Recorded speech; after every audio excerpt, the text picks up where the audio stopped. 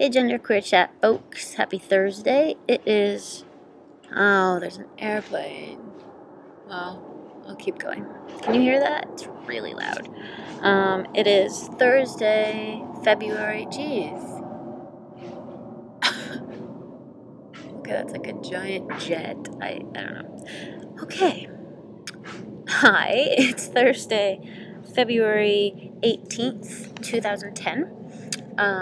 And I'm recording this in my pajamas. Yes.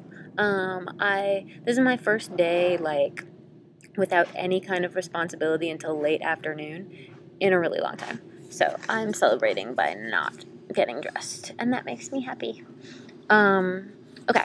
So this week we're talking about privilege and class and other things that affect one's ability to express their gender identity in the way that's comfortable to them, whether that means transitioning or being called a certain name or pronouns or whoa, did you hear that? Little, come outside. This cat is so brave right now.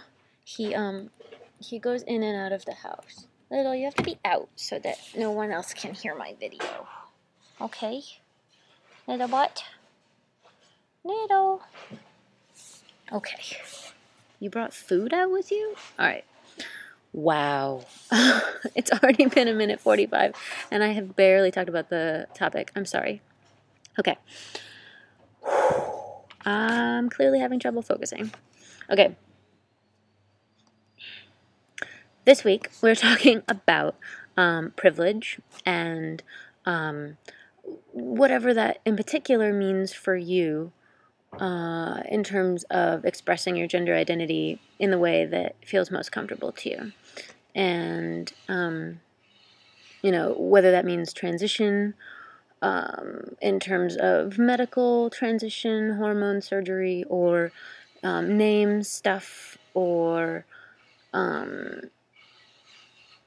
access to information, all these kinds of things actually are like huge. And I completely agree with JT. I take a lot of them for granted. And when I stop to think about it, I feel extremely lucky and extremely privileged and grateful for that. Because I didn't do anything to deserve it, really. It's just the family and the class and the experience that I was born into. So, yeah, it's important for us to like reflect on this and actually think about the circumstances that have led us to our conclusions about ourselves and what we want to do and what we're able to do. So I wrote a list, squished it up at the top of this piece of paper. And okay, so like JT said, oh, and I also wanted to say, now that we have more people on the channel again, it's really hard to be later in the week because people have already said a lot of things. So it's hard for me not to just repeat. So I'm going to say some things that I totally couldn't live without saying, and then even if they're repeating, and then, mention my own stuff too. So like JT said, I really think access to information is huge, and whether that means the internet or whether that means college or some type of school where these things are discussed or influence, people, like community. It kind of, that for me runs into community. And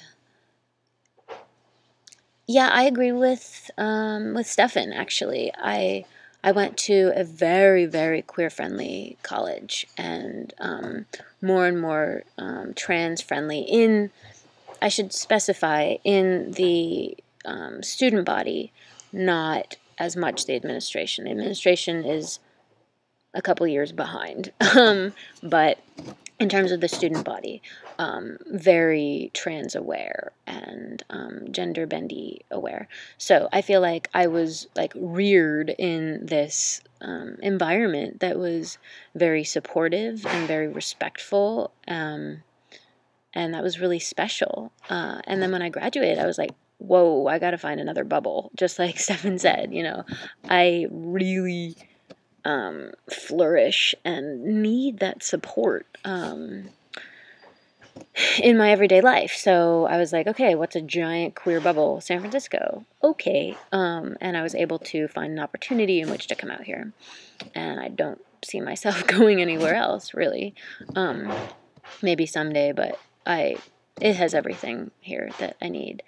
And so in terms of community, there's a lot of support. I found people who I consider to be mentors in terms of their gender experience, trans experience, all kinds of other mentors as well, of course, like filmmaking. But in terms of gender stuff, I found a lot of people in a community. And like even at school, I find that really special. What are they doing over there? I don't know if you can hear that. It's really loud to me. Over in the next yard, they're like digging something, or it sounds like smashing ice chunks, though there clearly isn't ice. I don't know.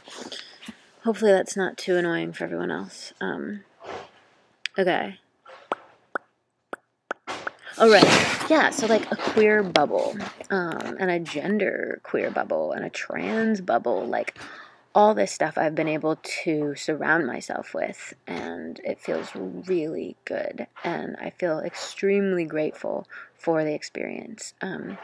And like at school, having total, like 100% basically people on board with my gender identity and my name and my pronoun, like that's huge. That's really special. And admittedly, I do have to send an email to my teachers this semester letting them know. But certainly last semester, and certainly all the classes that I have with that same small group of people from last semester, it's no question. It's really great and very special.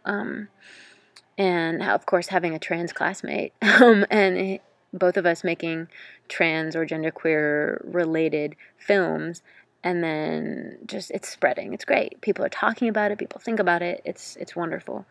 There's lots of events in San Francisco, pretty much all the time, that have to do with like gender and gender bending and trans stuff and queer stuff and all these things. So I think that is a big part of privilege, that I am able to live in the Bay Area.